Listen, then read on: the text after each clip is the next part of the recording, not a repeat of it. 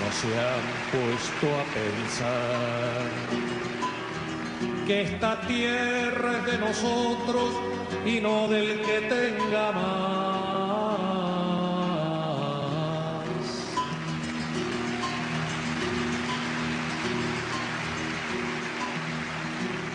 Yo pregunto si en la tierra nunca habrá pensado usted que si las manos son nuestras, es nuestro lo que nos dé. A desalambrar, que la tierra es nuestra, es tuya y de aquel. Pues comenzamos, entonces va.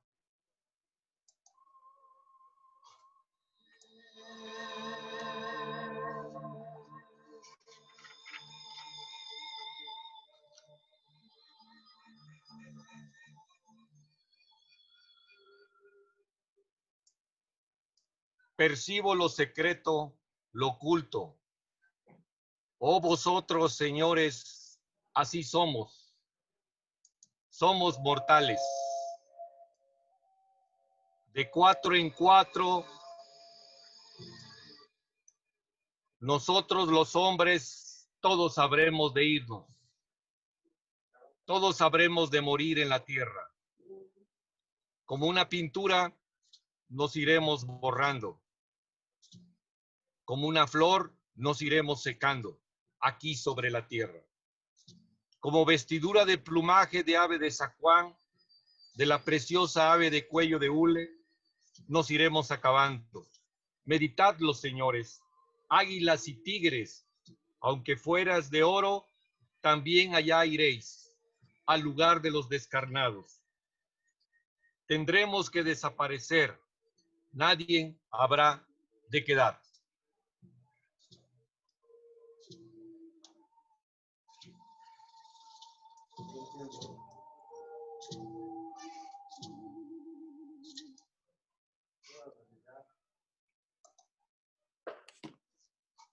Pues en esta conmemoración de los muertos nos encontramos nuevamente reunidos para este conversatorio Pacheco en esta fin de octubre y a comienzos de esta nueva celebración del Día de Muertos en un encierro, pues entre comillas, pero aún así desde la cueva filosófica estamos transmitiendo y con el coordinador no autoseleccionado, el compañero Jorge desde las montañas del sureste, el maestro regalado desde el oriente de la ciudad, desde la selva urbana del oriente, el buen Rolando Analco, el filósofo errante desde el oriente de la ciudad, y desde la selva cañera, el buen Hugo Carvajal. Bienvenidos todos ustedes a este conversatorio, que realmente pues hemos dado una pausa, unas vacaciones, pero que nuevamente volvemos a la senda del camino, abajo y a la izquierda. Bienvenidos, buenas tardes a todos. Pues vamos a darle comienzo y me gustaría pues que el coordinador pues tomara la palabra para que viera cómo va a ser el conversatorio el día de hoy. Buenas tardes a todos. Adelante, mi buen George. Gracias, Enrique. Buenas tardes, compañeros. Miren, la última vez que nos vimos quedamos de dar algunos minutos para pensar la experiencia boliviana, el triunfo ahora que sabemos del pueblo boliviano en las elecciones y también lo que pasó en Chile. Entonces, para dar paso a este tramo, pues sería algo breve porque si no, no vamos a tener tiempo para hacer la reflexión sobre el ecosocialismo. Así que propongo que haya solamente 3 minutos de los que quieran hablar sobre la experiencia boliviana y chilena, lo que representó, lo que sentimos, lo que vemos importante, de manera breve. Y al concluir esa parte, pues ya cerramos para pasar al tema que nos ocupa el día de hoy, que es el tema del ecosocialismo. Y para eso, pues habría la intervención directa de cada compañero, sin introducción, sino irnos directo a lo que cada quien leyó y lo que quiera compartir o comentar. con la propuesta de que nadie pase de los 10 minutos, porque sí, como la vez pasada vimos, es muy, muy extenso. Entonces vamos a tratar de bajar el tiempo. Así que por favor, para el compañero Enrique que está llevando la mesa, que tomara esta nota, si está de acuerdo que esta ronda sea de 3 minutos y luego la otra máximo de 10 minutos. Y bueno, tratar de respetar esa lineamiento ¿Esta de tiempo. primera para qué es? ¿Para Chile y Bolivia? Sí, para comentar muy breve Chile-Bolivia. Bueno, pues ahí está la situación, ¿no? También hay que tomar en cuenta que Rodolfo habló de que anda en una misión con su hermano, de que sus dos sobrinos se contagiaron por andar de fiesta. Y el compañero de La Paz, Alfonso, parece que no aparece. Voy a tratarlo de localizar. Yo creo que Bueno, pues adelante. Comentarios 5 minutos, como ya ha dicho el compañero. Dijo 3. Y después comenzamos con la intervención sobre el tema que se habla en esta sesión. Entonces, adelante, vamos a los comentarios generales y sus participaciones. Comenzamos.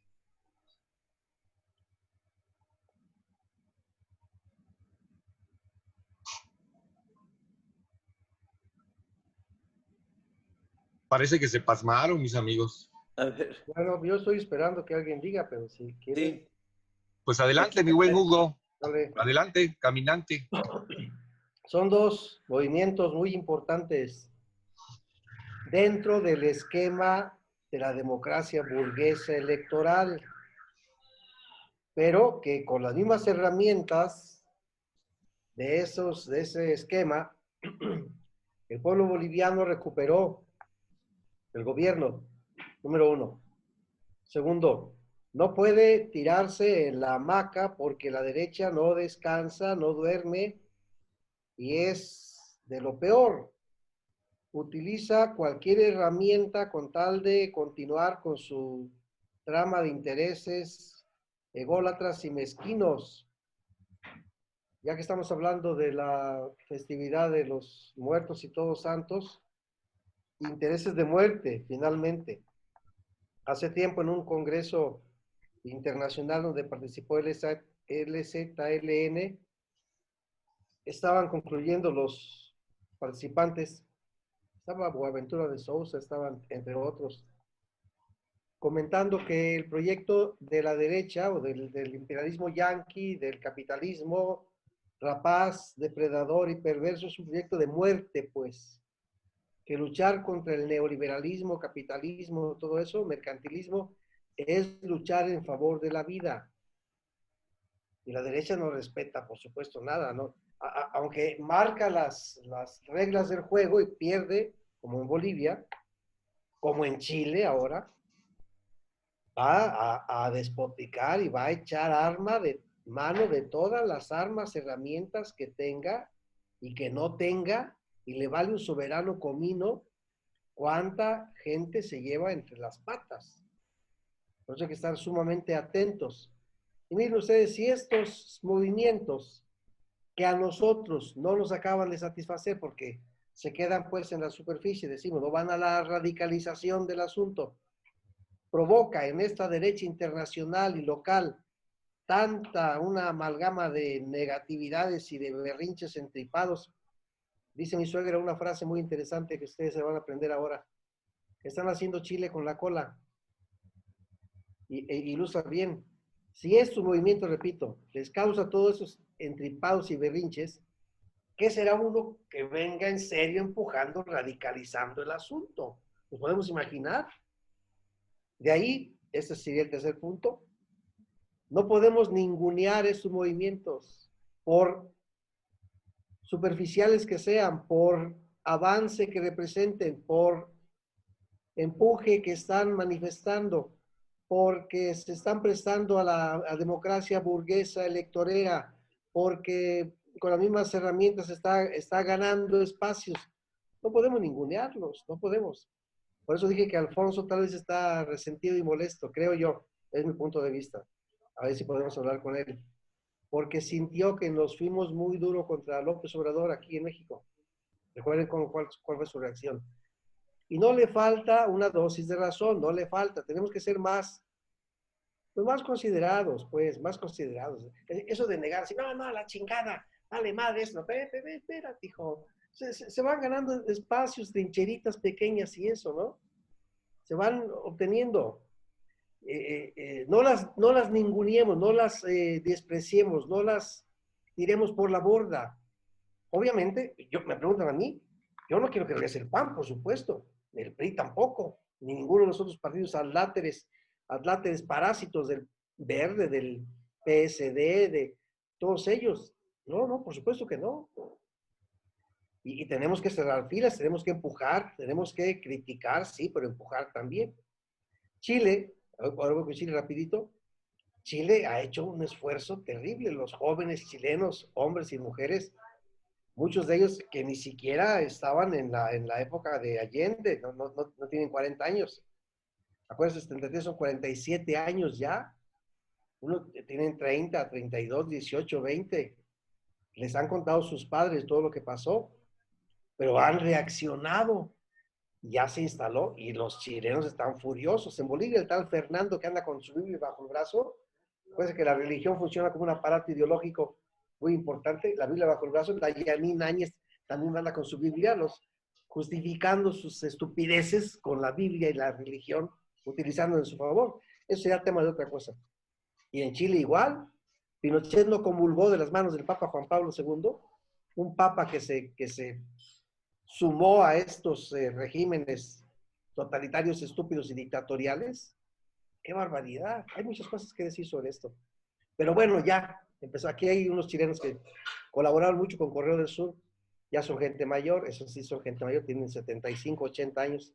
Están felices de la vida, me han mandado sus notitas, están celebrando y están empujando desde aquí con su gente que tienen allá. Entonces, qué bueno. Ahí vamos, esperamos que Argentina se defienda. También tiene agresiones fuertes el presidente de Argentina, muy duras. La derecha está incluso en plan golpista en Argentina. No se digan los demás. Brasil con el imbécil ese que tienen ahí. Y Uruguay que regresó al llamado centro derecha. No hay centro, ustedes saben que no hay centro. Hay derecha, izquierda y hay esa extrema polaridad. Pero bueno, por lo pronto ahí dejo para ya no exagerar. Adelante. Muy bien, mi buen Hugo. Adelante. ¿Quién quiere tomar la palabra? Adelante, maestro regalado. Sí, es breve, ¿no? Lo que pasó en Bolivia con Lucho Arias, creo que ya era de esperarse, ¿no? Arce. Pero como el triunfo fue contundente, me parece que algo muy similar con lo que pasó aquí con López Obrador, pues fue incuestionable, ¿verdad? Allá el Tribunal Supremo Electoral, que estaba aliado a la derecha, tenía su gente ahí en ese tribunal, pues no pudo ya impugnar el procedimiento porque el triunfo fue una diferencia muy alta, ¿no? En los votantes a favor de Luis Arias y por el otro lado el otro candidato, ¿verdad?, de la derecha. Entonces parece que no había espacios para que pudieran ellos impugnar y hacer un desconocimiento del proceso. Entonces no les quedó de otra. En lo que pasó allá en Chile, pues también yo creo que esto de el referéndum, pues, da para cambiar la constitución, una constitución pinochetista de hacía ya, pues que sería casi 40 años, ¿no? 47 años, creo, ¿no? Pues efectivamente yo creo que los jóvenes que impulsaron todas estas protestas y el movimiento en contra del viejo régimen dictatorial y todas las formas de represión que heredaron, ¿verdad?, las sociedades chilenas de estos últimos años, pues yo creo que también los condujeron a este triunfo. También fue contundente. No hubo manera de frenarlo. Lo que efectivamente, siguiendo con lo que dice Hugo, que la derecha, bueno, está al asedio, ¿verdad? en toda América Latina, aquí lo hemos visto en México, ¿verdad? También muy fuerte, ¿verdad? Las presiones. Me parece que, bueno, también hacen notar la falta de un liderazgo, digamos, de América Latina, como lo hizo, por ejemplo, Hugo Chávez, y que había un proyecto de unidad en el continente, en América Latina, precisamente sobre la base de esa política antineoliberal, pues digamos, ¿no? Contra el neoliberalismo, el capitalismo y demás. Pero bueno, pues ahorita no se ve precisamente ese intento de aglutinar en vista en camino a una unidad latinoamericana, no se ve pues un personaje que lidere un proyecto de esa naturaleza. Entonces eso facilita el escenario para que la derecha golpea a estos nuevos gobiernos que van surgiendo, ¿va? Como en Argentina, aquí en México, en Bolivia, y bueno, y esperemos que así también suceda en otros países. Yo espero que Brasil también se transforme, ¿va? Porque Bolsonaro, pues ya lo han visto, ¿no? Entonces, falta ese liderazgo y esa unidad, ¿verdad? De un proyecto latinoamericano que agrupe a estos gobiernos en un paso adelante, ¿verdad? Para esa gran nación latinoamericana. Pues me parece que ese es un serio problema que se va a enfrentar, y ustedes saben que de manera aislada ningún gobierno va a poder frenar los embates del imperialismo norteamericano en nuestros países.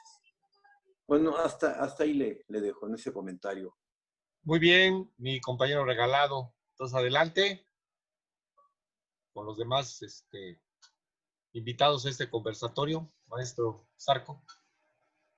Sí, estoy recordando la videoconferencia que nos mandó Hugo, donde Boaventura hace una presentación en la Universidad Autónoma de la Ciudad de México y hace una exposición de pues muchos de sus conceptos y teorías sobre la epistemología del sur y demás. Pero hay un momento en donde dice, necesitamos que los pueblos hagan cosas que vuelvan a poner al imperio a la defensiva, que nos vuelva a tener miedo. Usa esa palabra. Es necesario darle miedo al imperialismo otra vez, porque las luchas que hemos tenido durante los últimos tiempos, pues no alcanzan más que para hacer cosquillas. Entonces, recordando ese punto, veo que lo que pasó las semanas anteriores en Bolivia y en Chile es un acontecimiento histórico de tal dimensión que apenas alcanzamos a concebirlo, sobre todo en la lejanía. Pero se trata, en efecto, de una lucha que puso al imperialismo con los focos rojos, porque el movimiento social se desbordó y se le fue encima y triunfó y no hubo manera de pararlo. Entonces, si Boaventura tiene razón, lo que pasó en Bolivia y en Chile ahora es justo lo que tiene que seguir ocurriendo en otros sitios para que de verdad el imperialismo se sienta amenazado, porque estas luchas representan un cambio y una transformación importante. Hay que distinguir entre los gobiernos y los movimientos. No es lo mismo el gobierno del MAS, de Evo o ahora de Lucho, que el movimiento social que lo lleva hoy a gobernar. Este movimiento social es un movimiento portentoso, impresionante. Haber logrado salir de donde estaba, de la represión, en medio de una dictadura, en medio de la amenaza del golpe de Estado, del asedio de los medios de comunicación, y haberse alzado y lograr este triunfo contundente en las urnas, es una cosa formidable. La respuesta muy breve para comentar que ha dado la derecha estos días, pues es el asesinato de uno de los dirigentes más importantes de la Federación de Mineros de la Central Obrera Boliviana, que sus propios compañeros en el entierro hace 2 días decían, este hombre es muy querido, era nuestro dirigente y lo teníamos pensado como un posible candidato para las siguientes elecciones. Lo asesinaron. Pero también hoy por la mañana, ayer, llegó la noticia de que en Santa Cruz, que es uno de los bastiones de la derecha boliviana, pues hay alzamientos, hay movimientos de la derecha que están provocando para pues, generar un clima de confrontación en este momento de transición. Bueno, esto seguirá. Ahora, el gobierno nuevo que viene con Lucho, pues como lo escribí ahí en el blog, tiene que sacar conclusiones. O sea, ¿qué falló? ¿Qué hicimos mal? ¿Por qué perdimos el apoyo? O el apoyo suficiente para mantenernos como nos habíamos mantenido. Y si sacan ellos esa conclusión y pueden dar un paso para mejorar lo que habían venido haciendo antes, pues podemos tener alguna esperanza. Pero eso habrá que ver, si es que se mantienen en esa lógica de darle continuidad a esta lucha o continuar con su proyecto de ir pasito a pasito y cediéndole también al capital neoliberal territorio, terrenos y políticas. Ya veremos a ver qué pasa. Respecto a Chile, ya para cerrar, o sea, en Chile este triunfo de la población que se insurrecciona en las urnas, en el referéndum, pues es también impresionante, enorme. La dictadura deja una constitución en la que los trabajadores y ningún sector podía hacer ni siquiera una huelga porque esto era considerado un acto terrorista de ese tamaño. Entonces ahora viene esta oportunidad de poder transformar a través de la Constitución algunos elementos mínimos, porque ahorita el frente que llevó al triunfo pues es mayoritario, pero a la hora que venga ya la propuesta de nombrar a los representantes a la constituyente y que vengan las propuestas, pues vamos a ver que ese frente se va a dividir.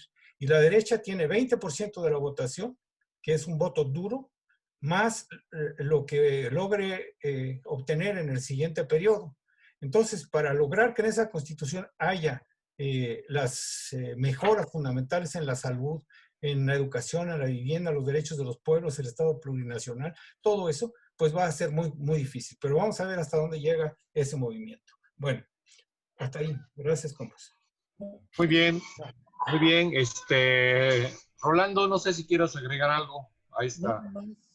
Nada más para externar mis congratulaciones con esos pueblos, ¿verdad? Que van caminando hacia adelante. Efectivamente es extraordinario lo que pasó en Bolivia, porque hace un año pues que se llevó a cabo el golpe de Estado en contra de Evo, y a un año de ese golpe, pues el pueblo no perdió la confianza, ¿verdad? No perdió las ganas de ir hacia el futuro para una mejor forma de vida, para una democracia, y bueno, eso me parece un movimiento extraordinario.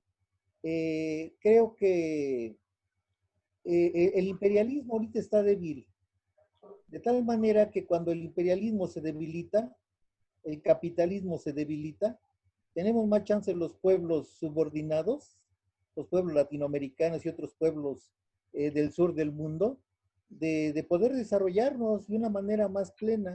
Yo creo que en este momento de la historia, nuevamente vuelven los movimientos libertarios a decir, aquí estamos y queremos un cambio social. Entonces, me congratulo por ello. Y también, en cuanto a Chile, pues efectivamente, después de una dictadura como la de Pinochet, que los chavos, ¿verdad?, que son los que vivieron toda su vida en la dictadura, tengan la capacidad de pensar la realidad de esta manera progresista, de esta manera libertaria, me parece una cosa bastante loable, aplaudible. México, sin embargo, está más pegado a los Estados Unidos y ahí es donde la cosa se pone más difícil. A pesar de ello, pues creo que toda la gente de Latinoamérica y la gente que se está sublevando en contra del capitalismo en el mundo, ya tiene claro, o más o menos claro, que el imperialismo hace daño, que el imperialismo reprime, que es necesario liberarnos y crear otras formas de relaciones sociales. Repito, pues, ¿no? México está en un error y no puede hacerlo de otra manera porque estamos pegados al imperio, estamos pegados a los Estados Unidos. Nuestra política económica pues está totalmente relacionada con aquella y nos va a ser muy difícil despegarnos de esa relación tan estrecha económicamente hablando, ¿verdad? Y entonces aquí lo que me parece es mirar hacia el sur y no perder de vista hacia el sur porque allá está nuestro destino con los de nuestra América. Entonces, por ello, pues ahorita ahí van las cosas y esperemos que eso no tenga un regreso, como siempre, pues, ¿no? Los movimientos libertarios han avanzado y han regresado, han avanzado y han regresado. Esperemos, pues, que esta cosa siga para adelante. Ahí le dejo. Muy bien, muy buen, Rolando. No, nada más así, muy breve, creo que sí es importante esta reflexión de estos nuevos vientos que están soplando hacia el sur. Y sobre todo por el caso de Perú, pues todo ya, ahora sí que se ha comentado aquí el tema, pero sí realmente era necesario un cambio que permitiera, pues, aunque sea una pequeña lucecita que alumbre unas nuevas necesidades libertarias y que se están consolidando. Y también en el caso de Chile, nos permite pensar entonces que esta lucha sigue, pues, no ha tenido obstáculos y como se señala aquí, ya lo mencionó Hugo en su intervención, pues el imperialismo no descansa, pues, ¿no? El imperialismo sigue y está avasallando, ¿no? Pero aún a pesar de todas esas circunstancias, estos pueblos están en pie de lucha, ¿no? Y realmente es ahora sí el caso mexicano, pues hay que mencionar, ¿no? La situación de nosotros sí está clara, esa dependencia que tenemos, que realmente pues es así muy complicada. Pero aún a pesar de todo ello, creo yo que sí es importante que los movimientos de estos vientos libertarios también lleguen hacia el caso mexicano, pues, ¿no? Y yo coincido en el aspecto de Hugo, que sí es cierto, hay que ser crítica hacia López Obrador, porque de otra manera no se pueden rehabilitar las cosas. Pero también no una crítica sagaz, no una crítica que en lugar de unir, pues se disperse, sino que al contrario, de lo que se trata es de una unión que permita pues avanzar en estos movimientos y que nos consoliden en un pensamiento abajo y hacia la izquierda, ¿no? Esa es un poco la situación. Y no hay que olvidar que el 4 pues es la elección en los Estados Unidos, ¿no? Y ahí va a depender un poco, pues todos sabemos, ¿no? Que la antipatía que hay hacia este señor, pues, ¿no? Que se ha apoderado, pues, del poder y que de alguna manera, pues, el pueblo norteamericano, y eso, el enemigo no lo tienen afuera, el enemigo está adentro, pues. Y ahí es donde vamos a encontrar, pues, que estas repercusiones que posiblemente se den en esta nueva globalización. Bueno, ahí hasta ahí le dejo. Ahí me acaba de llegar una invitación que acabo de desechar. ¿Alguien de ustedes invitó a alguien para esta reunión? Me salió un nombre ahí, ahorita ya se fue. ¿No? ¿Nadie de ustedes hizo alguna invitación? Ah, bueno, entonces ya, si me vuelve a insistir, pues no lo dejamos entrar. Bueno, eso era el comentario total. Bien, pues entonces ahora sí, comenzaremos con la dinámica y a darle prisa a este asunto, ¿no? Adelante, ¿quién quiere comenzar con esta nueva, con la nueva discusión Adelante, Pues si quieren yo inicio. adelante, Rolando, tienes la palabra. El día de hoy vamos a comentar el texto del ecosocialismo de Michel Lobé. Cuando reviso las partes del libro, porque este libro pues es un libro que no se puede encontrar, no lo se puede comprar, no sé si ustedes continuado, yo no lo encontré, pero leyendo los artículos que nos pasó Jorge, yo recordé la problemática que surge en la escuela de Frankfurt. Me hizo recordar ello porque en la escuela de Frankfurt, Max Horkheimer, Theodor Adorno y Walter Benjamin habían ya expresado un pesimismo en torno al progreso de la historia, a ese proceso, ¿verdad?, dialéctico que tendía hacia la transformación social. Max Horkheimer desarrolla un libro que se llama La teoría crítica. En esa teoría crítica se trata de desarrollar las diversas formas de la ciencia social, ¿verdad?, para confluir de una manera dialéctica en un conocimiento profundo de la realidad y transformarla de una manera total y profunda. O sea, ese era el sentido de la Escuela de Frankfurt. Es decir, la filosofía de la Escuela de Frankfurt es vertir la razón en el mundo, dar razón al mundo para transformarlo de una manera plena. Evidentemente, venían fundamentados en la teoría marxista, en la dialéctica marxista, que es el desarrollo del ser humano hacia relaciones sociales nuevas. Eso es lo que vamos a comentar posteriormente en los libros de Marx, ¿verdad? Cuando dice Marx que el desarrollo de las fuerzas productivas chocará con las relaciones de producción, entraremos en un mundo de convulsión social y pasaremos a otra forma social del ser. Es decir, había un desarrollo, ¿verdad?, progresivo, fundamentado en el desarrollo de las fuerzas productivas. Ese desarrollo de las fuerzas productivas, vemos ahora, ha puesto a la naturaleza en una situación crítica. Ha puesto a la naturaleza y al hombre mismo al borde del colapso. La gente de los pueblos, yo creo que bien se da cuenta, por eso esos movimientos en América Latina, en contra del capitalismo, porque todo el mundo ya sabe que el capitalismo está destruyendo la naturaleza y algunos nos damos cuenta que al destruir la naturaleza también destruye al hombre. Entonces, en la Escuela de Frankfurt, esta cuestión ya la tienen en mente. En lugar de seguir desarrollando la teoría crítica, ¿verdad?, después de la Primera Guerra Mundial, todavía tienen esta forma de pensar, pero ya viene la Segunda Guerra Mundial, ya está el movimiento hitleriano, ya está el nazismo, y entonces ellos, dándose cuenta de la situación que se vive, además que son judíos, de la represión, de la explotación, de la destrucción de la naturaleza, hacen los libros estos famosos, uno que se llama La dialéctica de la ilustración y el otro que se llama La crítica de la razón instrumental.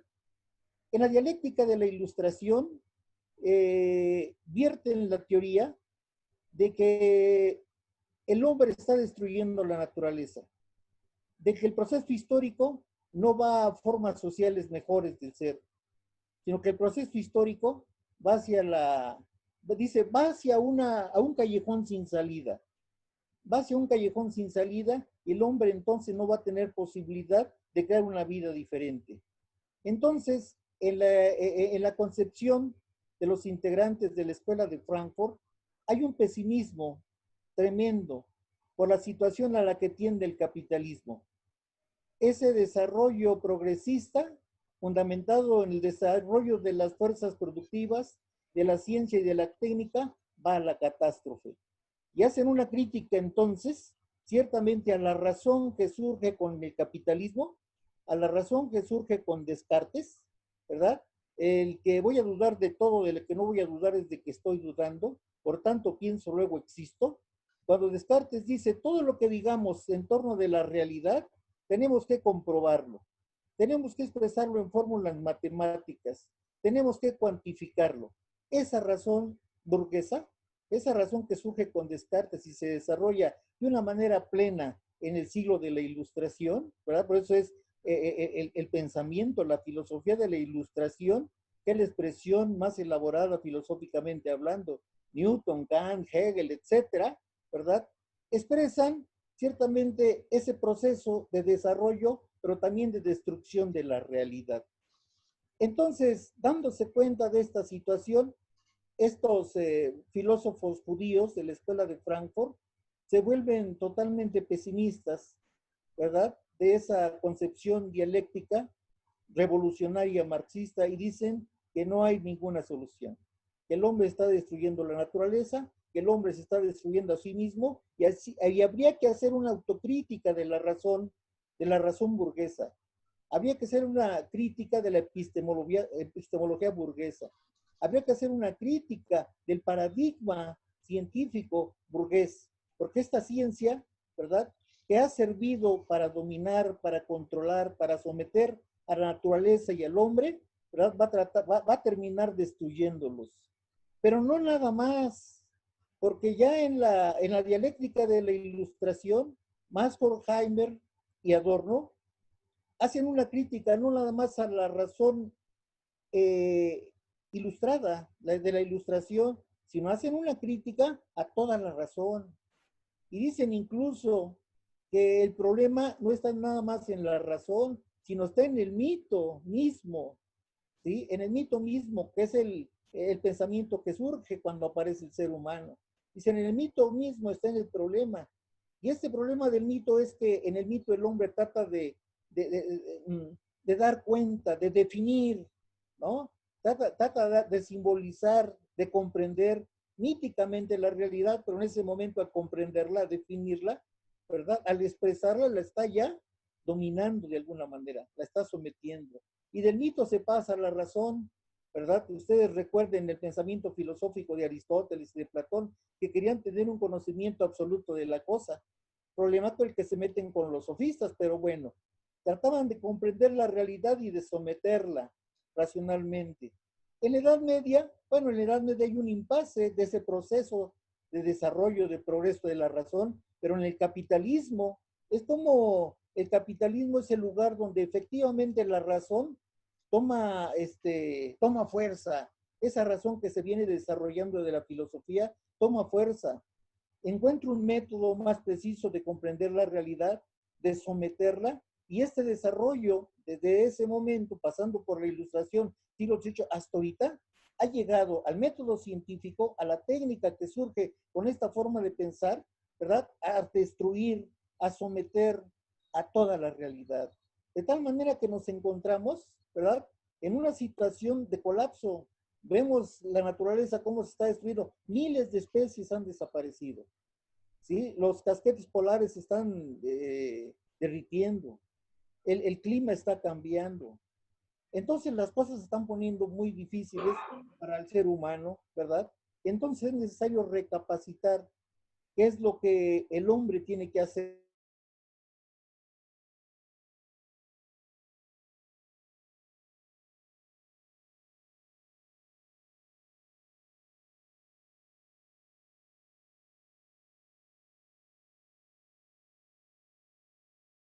Entonces ahora sí, mi buen George, adelante, tienes la palabra. Ya, mira, la participación de Rolando me parece muy interesante porque pone el aspecto teórico filosófico en la mesa de discusión, y esa visión que viene desde la Escuela de Frankfurt, pues es necesario tomar en cuenta. La siguiente semana veremos cómo en el mismo texto de Michel Louis hay una reflexión de este filósofo Walter Benjamin sobre este mismo tema, y ahí podemos ahondar esa visión, esa perspectiva. Pero sobre el texto actual de Michel Louis, yo insistí con ustedes desde hace tiempo que le entráramos a discutir este tema del ecosocialismo, porque lo vi como una necesidad práctica, concreta. La gente por acá en el mundo del zapatismo está muy encarrilada en esta lucha ambientalista, con todo lo que esto implica. Y los marxistas, pues estamos muy desarmados con ese tipo de lucha. El discurso teórico que tenemos es muy pobre y por otra parte, quienes están dando esa lucha, pues tienen discursos teóricos diversos, que no necesariamente son marxistas, pero que apuntan en una lógica anticapitalista.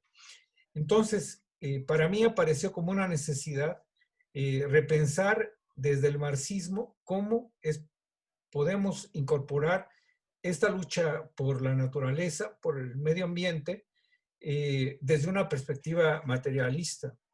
Porque si no lo hacemos así, entonces las otras vertientes de pensamiento y movimientos sociales que hay, siguen su curso. Y ese curso en el que van no necesariamente es el que nosotros estamos pensando, porque ir contra el capitalismo es una cosa, pero construir una sociedad liberada de la explotación y una sociedad que apunta a la desaparición de la enajenación y a la liberación plena y total del ser humano, no necesariamente ocurre con un pensamiento como el que a veces hay en los ambientalistas.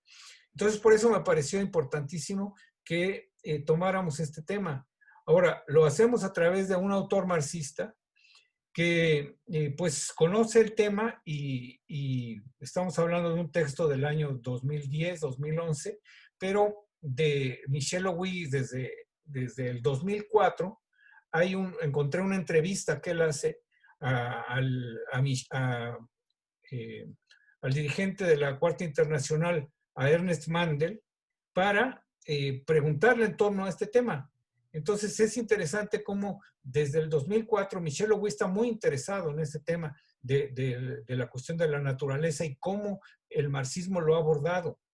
La entrevista a Mandel, desafortunadamente está en inglés, no está tan fácil el acceso, pero es interesante porque también muestra cómo desde el 2004 hay una percepción de la necesidad de retomar este tema, de incorporarlo a la lucha marxista para enfrentar a lo que viene.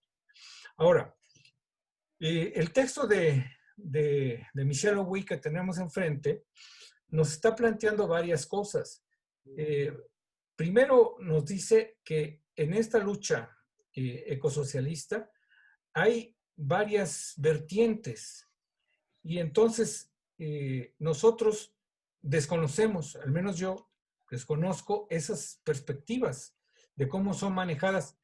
Hay algunas perspectivas claramente burguesas y que apuntan a la lógica de lo que ha sido el movimiento verde el siglo pasado, que se trata de una reforma ambiental dentro del propio capitalismo, que busca hacer compatible el desarrollo capitalista con el respeto al medio ambiente.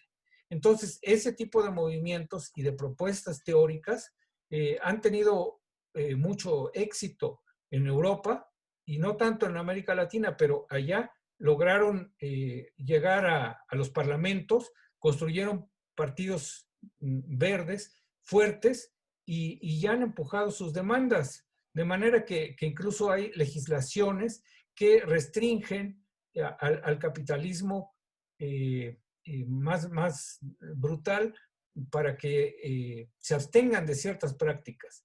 Además, ese tipo de propuestas ecologistas plantean, por ejemplo, que hay que poner impuestos al capital para de esa manera pues obligarlo a que se contenga en su proceso de destrucción del medio ambiente. Incluso algunas propuestas van en el sentido de que el capital debe de pagar un impuesto extra o de reembolsar el costo de lo que está produciendo, la afectación que está produciendo al medio ambiente. Entonces Michel Houy, al enfrentar esas teorías, nos dice claramente, dice, bueno, esa visión no resuelve el problema. O sea, esa visión capitalista, lo único que está haciendo es transferir los costos de la destrucción ambiental a los trabajadores y al mundo del sur. Porque incluso hay propuestas en el sentido de que, bueno, pues si a los países del sur y a las poblaciones del sur les está siendo muy costoso ambientalmente sostener las demandas del capitalismo del norte, nosotros estamos dispuestos a pagar y a resarcir al sur el daño que estamos haciendo. Entonces dice Michel Houy, eso no puede ser, eso no puede continuar. No se trata de una lógica mercantil capitalista donde compren, paguen, den impuestos para que de esa manera puedan continuar con el proceso de destrucción de la naturaleza, la explotación al máximo grado. Entonces, el planteamiento de Michel Houy nos lleva aquí a centrarnos en lo que sería verdaderamente una teoría crítica de la ecología o de la ecología política. O sea, le habla de la ecología política, le da ese nombre, y dice que lo que hay que hacer es la crítica de la ecología política, o sea, pensando como lo que hace Marx con la economía política. Entonces, la crítica de la economía, de la ecología política, esto es lo que desde el marxismo es necesario desarrollar y hacer. Y bueno, ese es un primer planteamiento ahí que hace Michel Lowey. El segundo elemento que es necesario tener presente es lo que ya apuntaba Rolando, pero en términos prácticos, esta destrucción de la naturaleza que estamos viviendo hoy, del medio ambiente, llegó a su límite. Y ya no es posible pensar que va a haber una segunda oportunidad, que va a ser posible atenuarlo o que vamos a tener tiempo para que en algún momento de la historia pueda revertirse el proceso que estamos viviendo. La alerta a la que nos están llamando todos estos movimientos ambientalistas es de que el tiempo se terminó. Las posibilidades para que la especie humana pueda continuar la vida sobre el planeta se están agotando rápidamente. Hablamos de 20 años más, de 30 años más. O sea, la fecha límite es el 2050, el 2060. Se habla de que una vez que la temperatura global de la Tierra alcance los 2 grados o los 2 grados y medio, las catástrofes van a ser monumentales.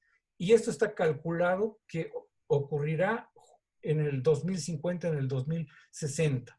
Más otra serie de catástrofes que están a la orden del día.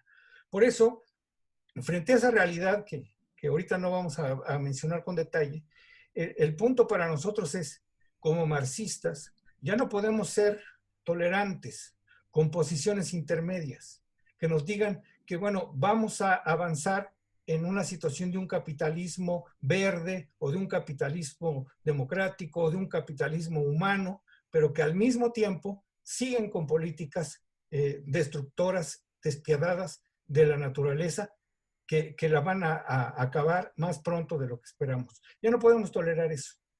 O sea, nosotros hoy como marxistas tenemos que ser implacables con esas políticas. Por eso la crítica a los gobiernos progresistas, porque ellos están haciendo eso.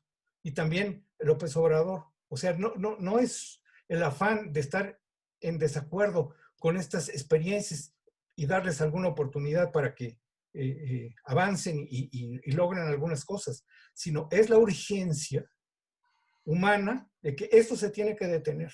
Y quienes hoy están al frente de los gobiernos, sea del color que sea, tienen que detenerlo. Y como eso no va a ocurrir, entonces tenemos que ser nosotros, desde los movimientos sociales, los que empujemos con toda la fuerza para parar esa maquinaria. Y bueno, finalmente el debate de si esta postura de detener el desarrollo de las fuerzas productivas es algo teóricamente admisible o estamos planteando una cosa absurda. Ese debate seguirá, ¿no? Seguirá porque está dentro de las propias teorías de los diferentes enfoques quienes piensan que sí hay que parar, que sí hay que detener al precio que sea, que lo que hay que hacer es decrecer, no crecer. La economía no puede crecer, sino tiene que decrecer, se tiene que suspender la producción de una serie de ramas fundamentales que hoy están destruyendo el planeta. Esa es una postura radical que está planteando Michel Lowey. Y otra que dice que no, pues todavía le podemos dar otro rato, pero obvio, estamos viendo que ese otro rato ya no alcanza. Entonces, Michel Lowey dice que hay algo así como una tercera propuesta en donde se trata de mediar esa lógica. Pero ya cierro con esto diciendo que no estoy muy seguro que esa idea de Michel Lowey de que la tercera propuesta de que pueda ser un camino, o sea, de que a lo mejor, pues sí, vamos deteniendo paulatinamente ciertas industrias, vamos haciendo propuestas para que bajarle a los niveles de contaminación, a los niveles de extracción que se hace de los energéticos, etcétera, pueda ser posible, dada la emergencia en la que estamos. Entonces ya no sé yo si hoy día, a como estamos, de lo que se trata más bien es de ponernos en este sentido ultras, mega ultras, para enfrentar este problema que estamos viviendo y hacerlo desde el marxismo, ¿no? Eso es lo que dice Michel Lowey. Bueno, hasta ahí. Muy bien, muy amable. Bueno, entonces ahora sí, para seguir en esta lógica, ¿quién quiere tomar la palabra, por favor?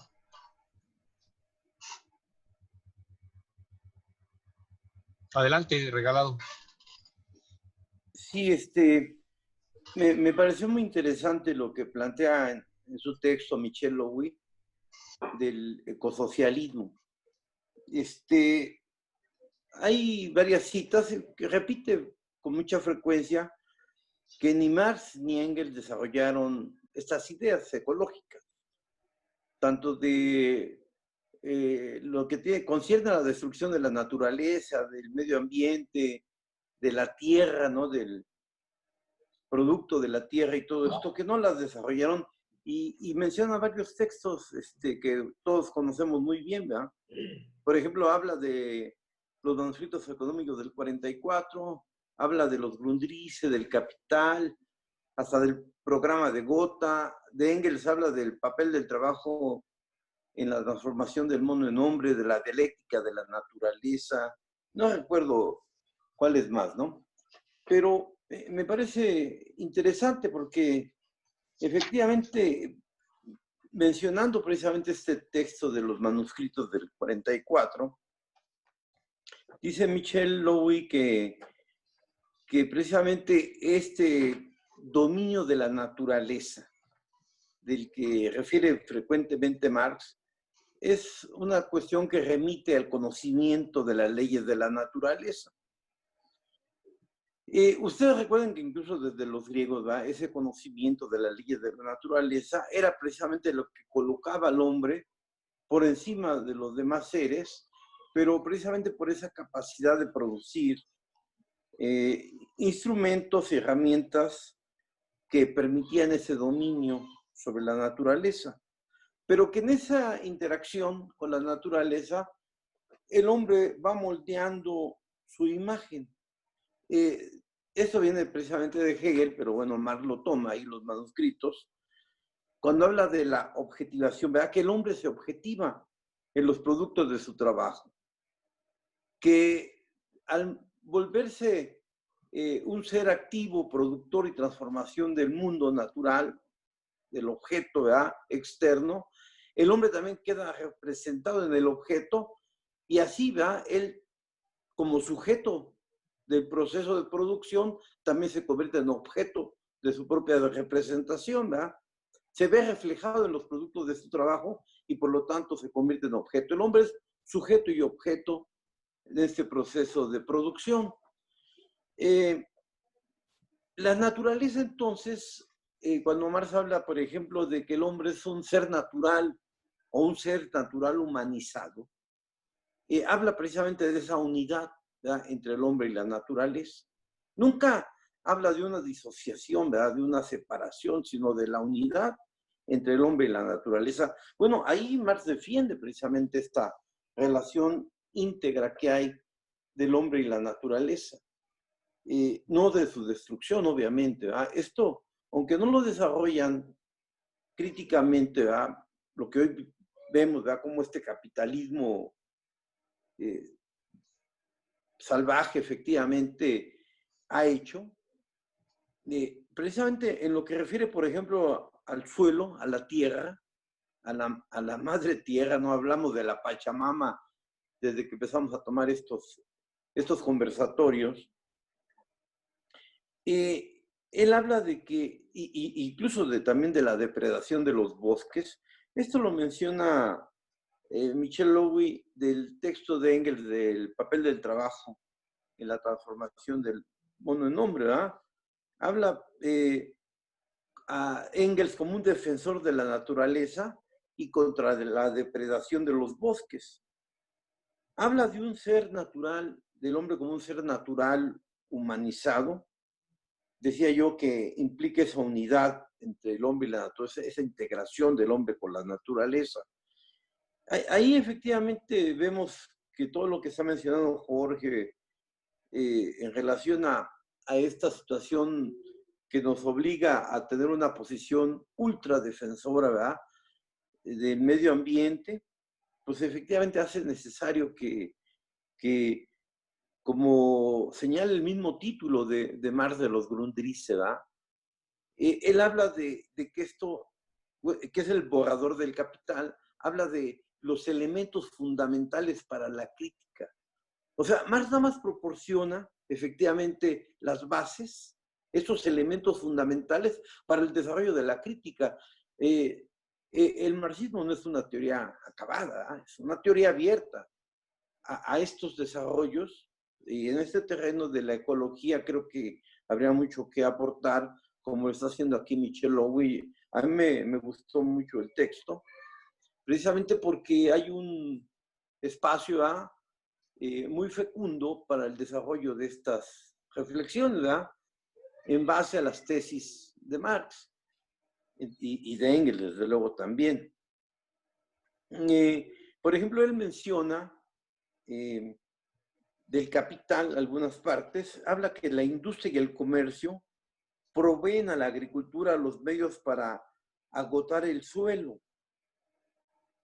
Y yo, por ejemplo, ahí, bajo el capitalismo, bajo la lógica del capitalismo, ¿verdad?, salvaje, efectivamente, nosotros podemos ver hoy cómo la utilización, por ejemplo, de químicos para hacer rendir la tierra ha llevado precisamente a esa destrucción, no solo de la naturaleza, sino también del hombre, no solamente del objeto, sino también del sujeto en este caso.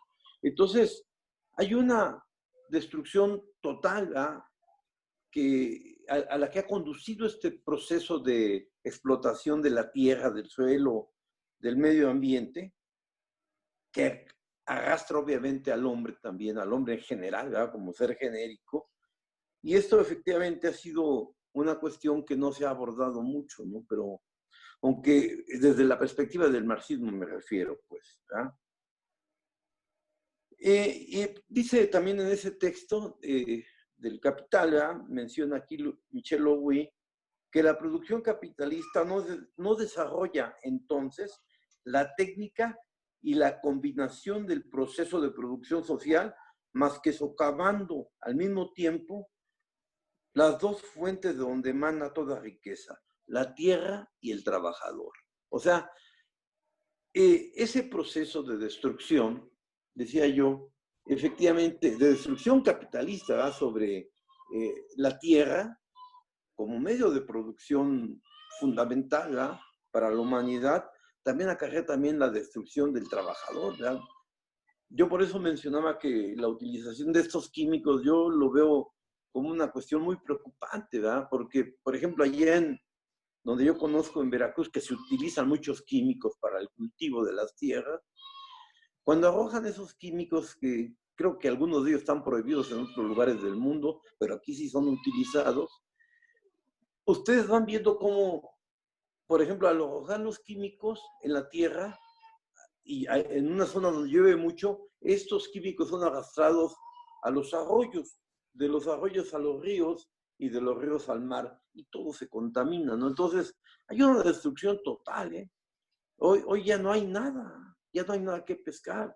Esa fuente de alimentación ha sido agotada precisamente por la destrucción de la naturaleza y del medio ambiente. Entonces, es una cuestión muy, muy crítica, muy grave, y que, bueno, yo veo que este enfoque de Michel Lowy y esta crítica, ¿va?, como decía Jorge, ¿va?, esta crítica a la ecología política, este cambio, pues, en la concepción, ¿verdad?, de la problemática que plantea Marx, pues me parece un suelo muy propicio para ser abonado y desarrollado desde la perspectiva del marxismo. Entonces, bueno, pues ahí le pararía, pero estaría totalmente de acuerdo con esa radicalización no solamente del discurso, sino de la acción, ¿verdad?, de la práctica, para frenar esta situación que ya no tiene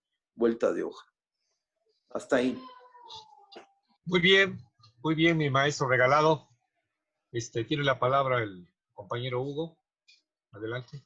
Muy bien, tiene sí referencias concretas sobre este asunto, los textos de Marx y de Engels. Por ejemplo, esto que dice, ninguna sociedad es propietaria de la tierra. Los que la usufructúan deben, y aquí aparece una definición de la llamada sustentabilidad o sostenibilidad, deben dejarla en mejor estado para las futuras generaciones. Eso es extraordinario desde hace más de 100 años. Porque esa es la definición de sustentable, es decir, utilizar los recursos pensando en la generación que sigue. Por eso los ambientalistas que quieren distinguirse de los ecologistas a secas, dicen ellos, dicen que este planeta, este mundo no nos lo heredaron nuestros padres, nos lo están prestando nuestros hijos. ¿Cómo se los vamos a regresar? Todo contaminado, putrefacto, corrompido, en todo sentido, ¿eh? Porque recuerden que la materia es desarrollo sustentable. ¿Cómo se define el desarrollo? No solamente, era mi pleito con los químicos aquí en el tecnológico, porque ellos se agandallaron la materia durante un par de semestres porque decían que les correspondía dar a ellos esa materia. Entonces yo un día les pregunté, a ver, ¿cómo definen desarrollo? No, bueno, ustedes saben, licenciado, se trata nada más de la cuestión de la recolección de la basura, separar la basura y cuidar la no contaminación del aire y del agua. No, defíname desarrollo. Entonces reducen el concepto de desarrollo a la mera cuestión ambientalista, ecologista. Y no, el desarrollo es económico, político, cultural y hasta medioambiental o natural, pues. Entonces es un esquemita. Dan el esquemita ahí, arriba ponen desarrollo y luego económico, político, cultural, natural. Entonces debe comprenderse integralmente, estructuralmente. Cuando se habla de desarrollo sustentable, se habla de economía, se habla de política, se habla de cultura y además se habla del ambiente. Aun cuando la cuestión medioambiental está implícita en las tres anteriores, en la economía, en la política y en la cultura. En la economía, obviamente, porque está en relación directa la productividad económica con el impacto ambiental. En la política, porque son decisiones políticas que atienden a la polis, a la comunidad, para cuidarla de toda clase de contaminación.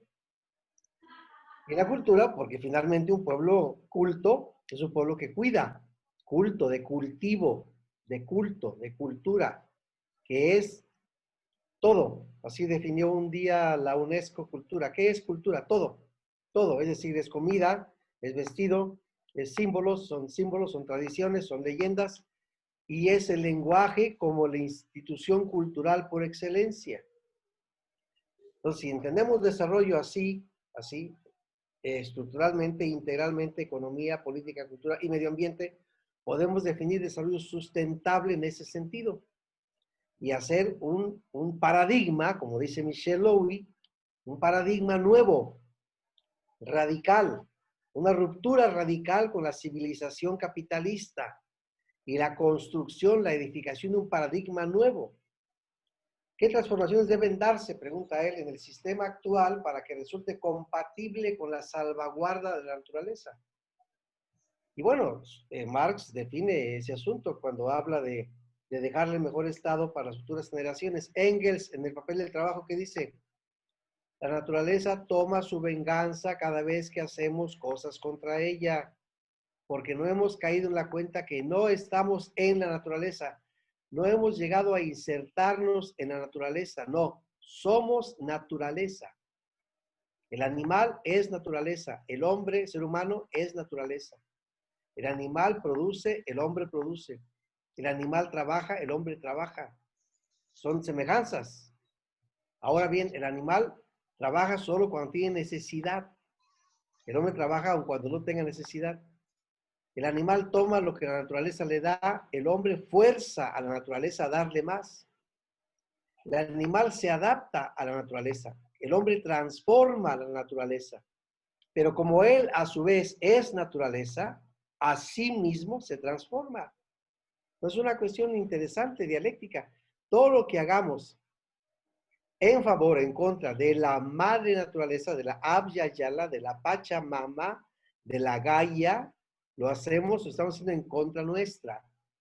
Si tenemos esa perspectiva, esa idea central, pues ya no vamos a estar escupiendo al cielo, vaya. No vamos a estar generando, no se trata de recolectar la basura, de separar la basura, se trata de no generar basura. Ese es el asunto más importante.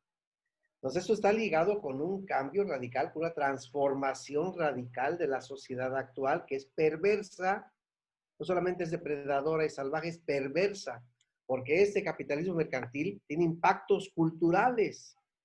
Hace pensar al ser humano en términos egoístas, mezquinos, particulares, individualistas, ojetes, pues. Entonces, el hombre, en lugar de ser solidario, generoso, participativo, cooperativo, se vuelve hostil, enemigo acérrimo de su prójimo, competitivo, que es lo que está elogiando el sistema de modelo educativo actual, ser competitivo, ser emprendedor, ser líder. Eso es el lenguaje repetitivo, estupidizante de las masas.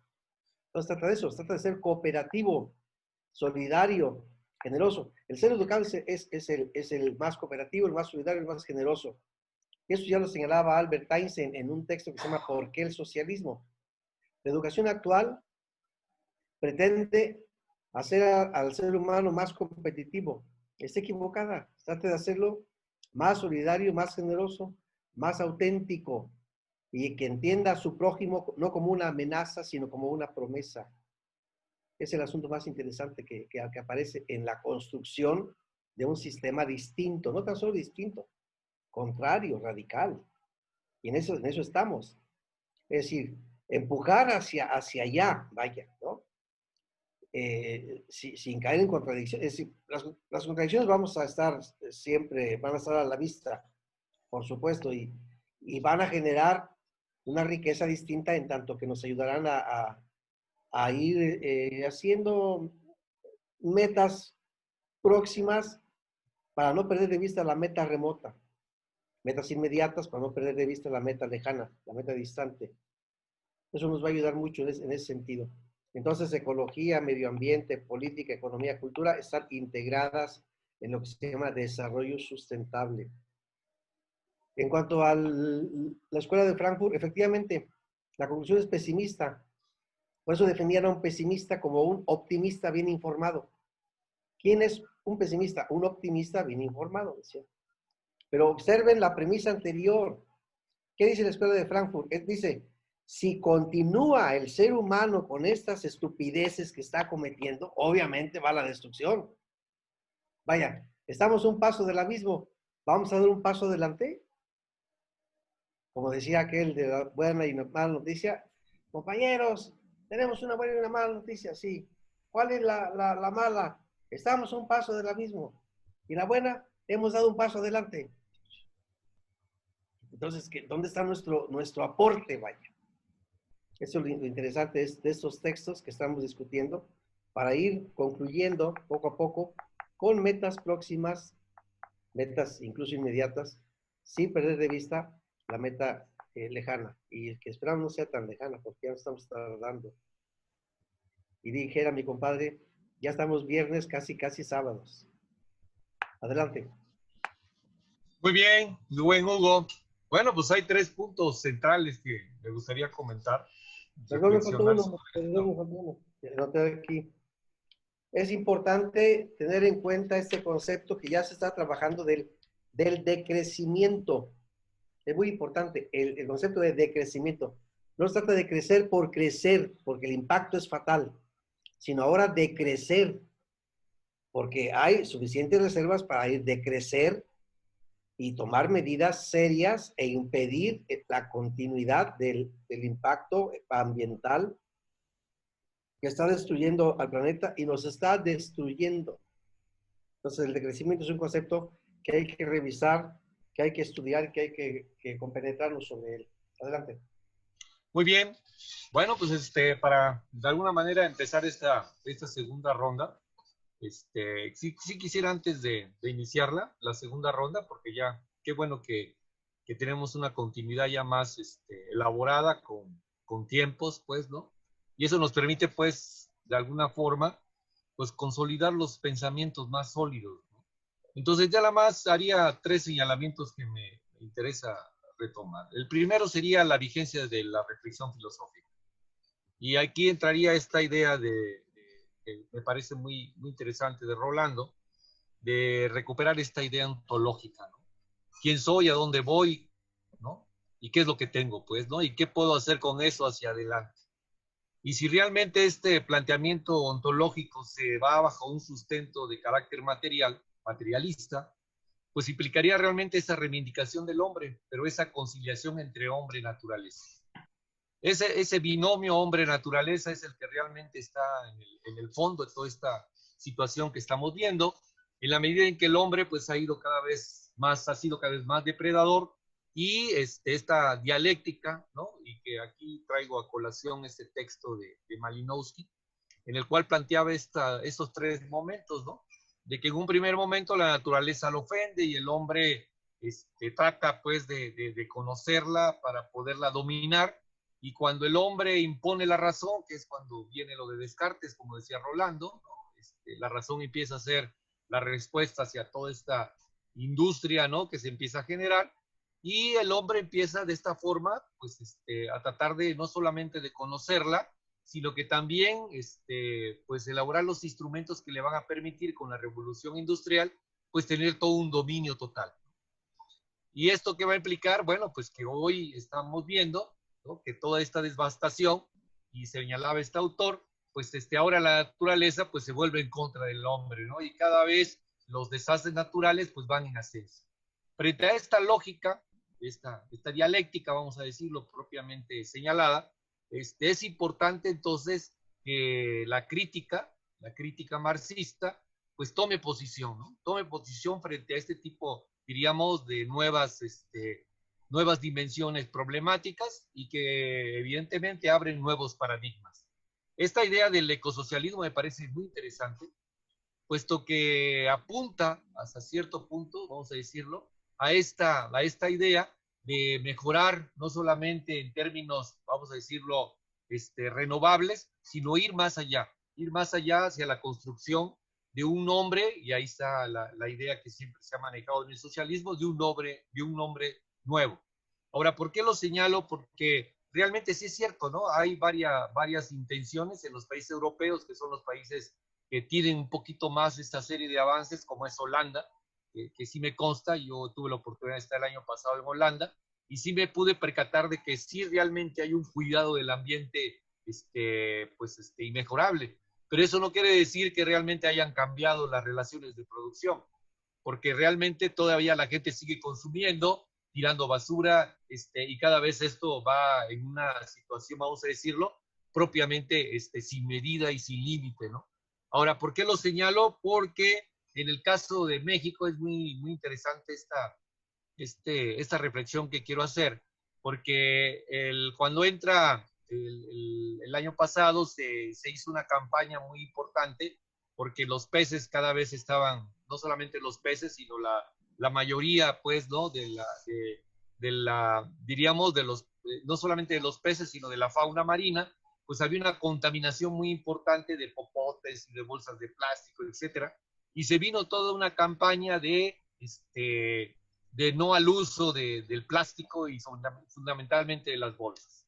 ¿Y qué pasó? Bueno, pues en un principio, pues esto empezó diríamos, con un repunte muy, muy importante en el sentido de controlar el uso de estas bolsas, pero viene la pandemia y se olvida la propuesta, ¿no? Y hoy actualmente, pues otra vez vuelven los marchantes a darte bolsas, ahora dicen que son ecológicas, y definitivamente pues no se cumplió el objetivo, que era pues controlar esta destrucción del planeta, y sobre todo en esa iniciativa. Y que queda demostrado aquí realmente pues que el cambio pues no es de maquillaje, ¿no? Y sobre todo también en el caso de los refrescos o en el caso de los cigarrillos, de que suben los impuestos para que así de esta manera pues se obtenga más ganancia y puedan de alguna forma controlar las enfermedades pulmonares, etcétera, etcétera, cuando realmente lo que están haciendo, como lo señala este autor, pues es transferir los costos a los trabajadores, ¿no? Entonces, esto de alguna forma pues no da, diríamos, no da respuesta a toda esta situación que estamos viviendo. Por último, coincido, ¿no? Que el viraje, pues tiene que ser más a fondo, pues, ¿no? En una transformación total de lo que son las relaciones de producción. Y ahí es en donde yo creo, pues que evidentemente el grano de arena se debe de ir construyendo.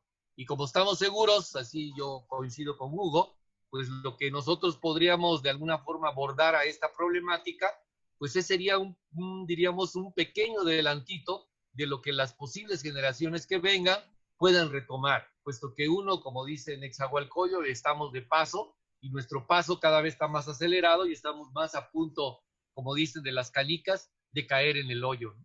Y entonces lo que podemos hacer es dejarles a estas nuevas generaciones pues esta problemática muy específica, ¿no? Y sobre todo aquellos que todavía estamos en el campo de la docencia. Ahí la dejaría yo y daríamos inicio a la segunda intervención y yo nada más les pediría que fuéramos concretos para dar por terminado este conversatorio. Adelante, Hugo Carvajal. Y trabajó en serio con ellos, andaba con su pantalón de mezclilla, su playera blanca y su cruz de madera, su sombrero de palma, igual que el obispo Pedro Casaldáliga. Y también muy interesados y muy responsables de la cuestión ecológica ambiental. Hablaban del no desperdicio de los alimentos, decían que eso, aparte de que generaba basura e impactaba el medio ambiente, pienso que decían ellos en su lenguaje cristiano, pues, era un pecado. Desperdiciar la comida, tirar la comida es pecado. Porque está usted quitando esa comida al pobre, al otro que lo necesita, y genera basura. El obispo Casaldáliga, por ejemplo, pidió que lo sepultaran sin zapatos, en una caja de madera y directamente a la tierra, sin que tuviera paredes de cemento. Y en ese sentido yo recordé a mi papá que siempre me dijo, cuando me muera, no me vayas a poner en una caja, ponme en un petate, ponme el sayal de San Francisco con una cuerda, un lazo amarrado, así sin zapatos, y sepúltame parado, dice, para que no ocupe mucho espacio y me integre a la tierra. Eso es muy interesante. Y recordé el poema de Manuel Gutiérrez, el de Rosario, ¿cómo se llama? Manuel Nájera, ¿no? Manuel Gutiérrez Nájera. Que decía, ante un cadáver decía, en un verso que narra todo ese asunto, dice, tal vez, cuando habla del hombre que murió, que dejó a su familia sola, tal vez para volver cambiado en trigo al triste hogar, donde la triste esposa, sin encontrar un pan, sueña contigo. Es decir, regresar pues a donde pertenecemos, a la tierra, integrarnos a la tierra, ser parte de la tierra, como el poema que leímos de Nezahualcóyotl. Vamos a desaparecer, sí, pero vamos a integrarnos a la tierra. En ese sentido, yo empecé a escribir unas calaveras que se las leeré la próxima para que se echen porras, como hizo este escritor Pérez Gay, si lo toman en cuenta, José María Pérez Gay, que estudió en Alemania, trabajó en Alemania, luego vino acá, que era un tipo muy ilustrado, y que pidió a sus nietos que cuando muriera fueran a echarle una porra, y los muchachos fueron a echarle la porra en su sepelio. La gente se escandalizó un poco, pero luego dijeron ellos, nos lo pidió el abuelo. Y decía, la porra decía, alabío, alabao, alabín bomba, al abuelo se lo cargó la chingada, ra, ra, ra. Es decir, este es un asunto de júbilo en todos los sentidos de la integración de la naturaleza, en el sentido auténtico, fíjense lo que voy a decir, como decía el obispo Lona y el obispo Casaldáliga, en el sentido auténtico cristiano de júbilo. ¿Por qué? Porque el hombre regresa a sus orígenes, a donde pertenece. Es otra concepción de la vida, y por supuesto, no de derrota total, sino de impulso. El obispo Romero de Salvador les dijo a los militares cuando lo amenazaron, si me matan, resucitaré en el pueblo salvadoreño. A eso se refiere, pues.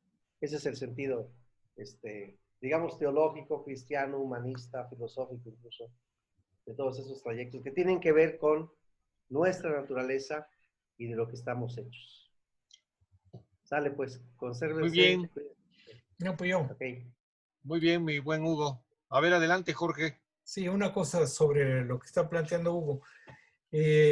Pienso que lo de Casaldáliga y ahora lo de el obispo Arturo Luna, podía incorporarse un texto breve de cada uno de ellos para cuando hagamos el conversatorio de la encíclica, que es dentro de 2 semanas.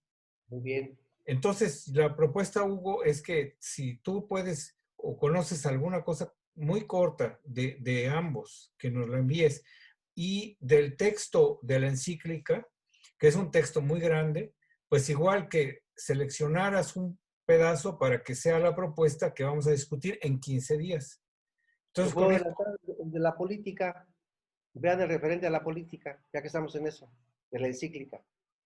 bueno, ok, entonces nos precisas nomás cuáles páginas son y todo, para De que acuerdo. lo ubiquemos. De Y, acuerdo. y por lo demás, pues esa anécdota que acabas de contar ahorita del entierro de tu señor padre, pues es una cosa que conmueve y que me alegra haberlo escuchado porque es maravilloso. Gracias, Hugo, por compartirlo. Gracias. Bien. Bueno, muy bien. Bueno, pues ya vamos a darle fin a este conversatorio y vámonos ya con las conclusiones, por favor, para que de esta manera, pues, ¿Con eso? terminemos esta noche. Adelante. George, primero. Adelante, Rolando. No, Jorge, luego yo. Pues ya pónganse de acuerdo porque esto ya el tiempo está pasando. Adelante, terminemos ya este asunto. A ver, ahí te va. A ver. Ahí te va. Bueno, de las conclusiones ahora, yo creo que la principal es de que si hemos avanzado en la comprensión del concepto de ecosocialismo, entonces tendríamos que sacar la conclusión de que nosotros ahora, en siglo XXI, en las condiciones en las que estamos hablando, no luchamos por el socialismo nomás, no somos comunistas o socialistas como podíamos haberlo enunciado el siglo pasado, sino que ahora es necesario decir, cuando se nos pregunte, bueno, ¿y tú qué eres? Pues soy ecosocialista, o sea, lucho por el ecosocialismo. Esa es una definición que de pronto cuesta, porque pues ya uno tiene que tener un arsenal de conceptos y de argumentos para sostenerla. Pero me parece que por ahí va el planteamiento que estamos haciendo en esta primera parte. Segundo, hace rato que decía Enrique de Holanda, hay un autor que es citado por Michel Owen y que se llama Daniel Ben Said. Y bueno, este es un hombre formidable, murió en el 2010. Fue uno de los grandes dirigentes del Mayo del 68 francés. Y en uno de sus textos que tengo aquí en la mano, habla sobre la huella ecológica. Y en relación justamente a Holanda dice algunas cosas.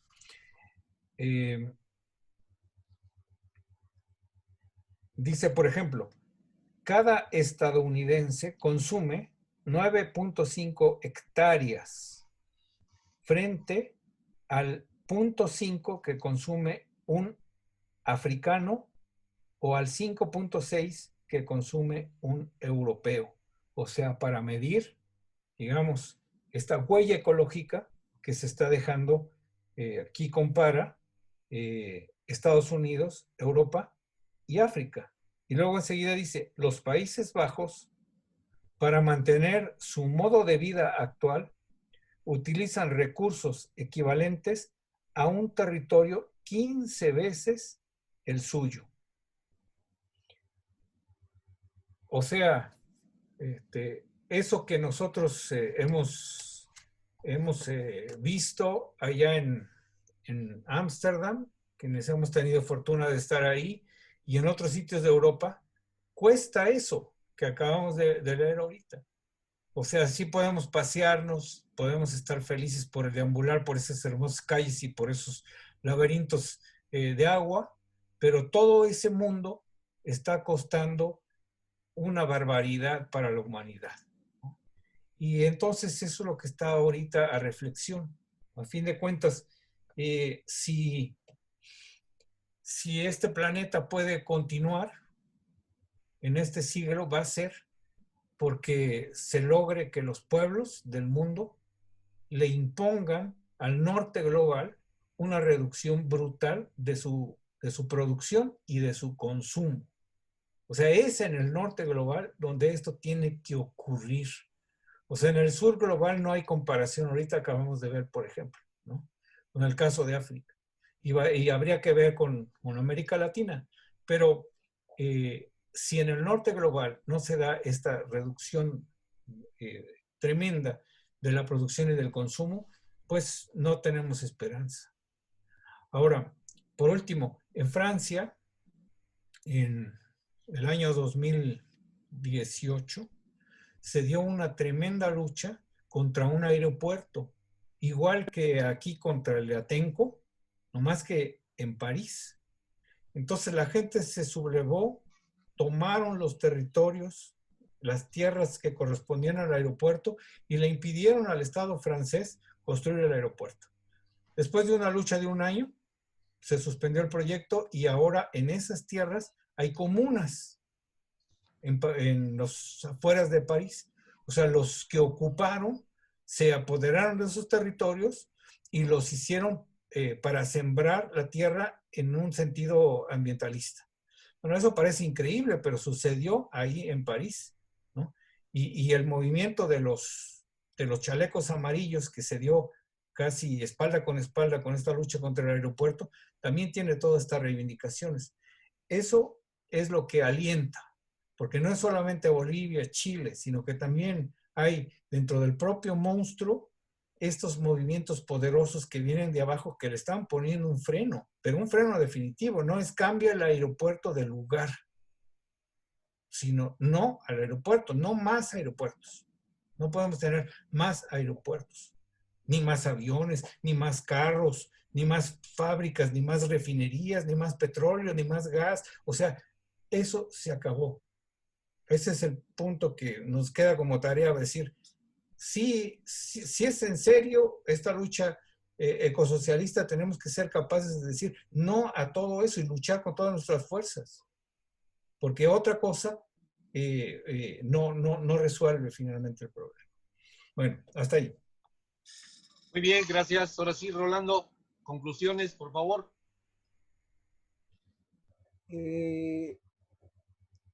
Quisiera comentar un poco lo de esa tesis tan famosa de Marx, que el desarrollo de las fuerzas productivas chocará con las relaciones de producción, entraremos en un movimiento de convulsión social y a otra sociedad.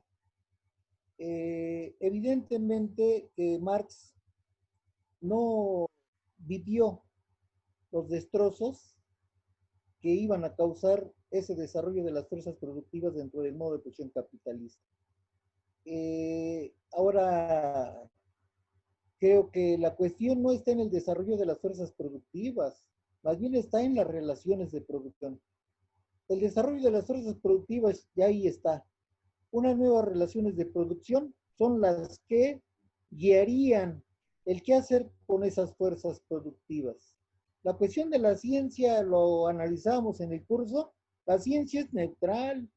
Lo que pasa es que los hombres se sirven de la misma para desarrollar unas u otras investigaciones, unos u otros procesos, unos u otros desarrollos, pero entonces ya no es una cuestión de las fuerzas productivas, sino de las relaciones sociales. El desarrollo de las fuerzas productivas, evidentemente, lo estamos comentando, ha llegado a destrozar todo. Pero también hay elementos positivos de ese desarrollo, como sería, por ejemplo, la energía solar. La energía nuclear no tomada para destruir, sino para servirse del hombre de ella, satisfacer las necesidades de los hombres y mujeres sobre la faz de la tierra. Por tanto, entonces voy a la cuestión un poco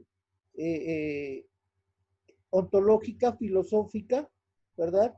De cuando Horkheimer, que comentaba yo al principio, decía que la razón, ya no nada más la razón ilustrada, sino la razón toda, ¿verdad? Era la que estaba equivocada porque en su esencia tenía la dominación como elemento central. La razón para dominar, la razón para someter, y esa es la razón que según él se va desarrollando. Pero ha habido momentos de la historia que no ha servido para dominar, sino el hombre más o menos ha vivido de una manera congruente con la naturaleza. Por eso entonces, esta teoría de Horkheimer estaría en contra incluso de Marx, cuando dice Marx que el hombre es la expresión de la transformación, el hombre es la expresión del trabajo. Por eso el hombre ya está ahí y está fundamentado en el trabajo. Pero ese trabajo, el modo de producción capitalista, es el que ha tomado tintes totalmente equivocados. Ha llegado pues el modo de producción capitalista a no satisfacer las necesidades del hombre, sino las necesidades del dinero, del mercado, del individualismo. Eso es entonces lo que tenemos que cambiar. No nos podemos esperar hasta que se desarrollen las fuerzas productivas, choquen con las relaciones de producción y esto se transforme. No, decía el Che, no es necesario que existan todas las condiciones para transformar la realidad. Es necesario entonces que las relaciones sociales, nosotros en las movilizaciones sociales, como señala Jorge, nos enfrentemos desde ya, ¿verdad?, al poder del capital, al poder del mercado, al poder del dinero. Hay que organizarse para enfrentar, ¿verdad?, ese desarrollo destructivo de las fuerzas productivas y que ese desarrollo de la ciencia y de la técnica sirvan para satisfacer las necesidades de todos. Es una lucha que ya hay que dar y nos estamos tardando. Hay que organizarnos, ¿sí? Y hay que organizar a todos para que cambiemos esta forma de ser, de pensar, de expresarnos, porque incluso ontológicamente, filosóficamente, hemos sido dominados por el poder, hemos sido dominados por el dinero, nuestras costumbres mismas, nuestro interior mismo ha sido sometido. Por eso es una cuestión filosófica, vivir el aquí, el ahora, de una manera consciente, de una manera plena y de una manera comunitaria y solidaria. Por tanto, sí tenemos una tarea por hacer. Y bueno, vamos a seguir construyéndola con la lectura de Boaventura, ¿verdad?, que nos remite al sur, que nos remite a la comunidad, a la solidaridad, a un cambio de pensamiento, un cambio de epistemología, un cambio de forma de ser. Entonces, pues, de esto seguiremos platicando la siguiente reunión. Gracias. Muy bien, muy amable. Ahora sí, maestro regalado, vamos a las conclusiones y terminamos este conversatorio.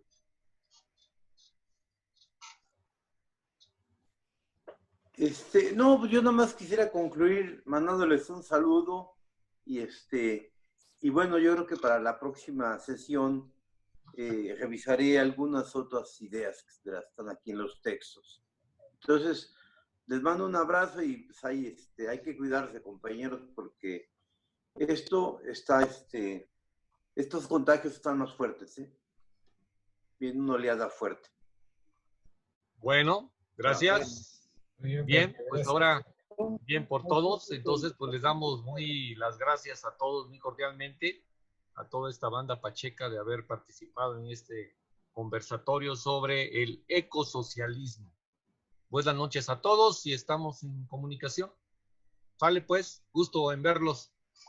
Gracias. Buenas noches.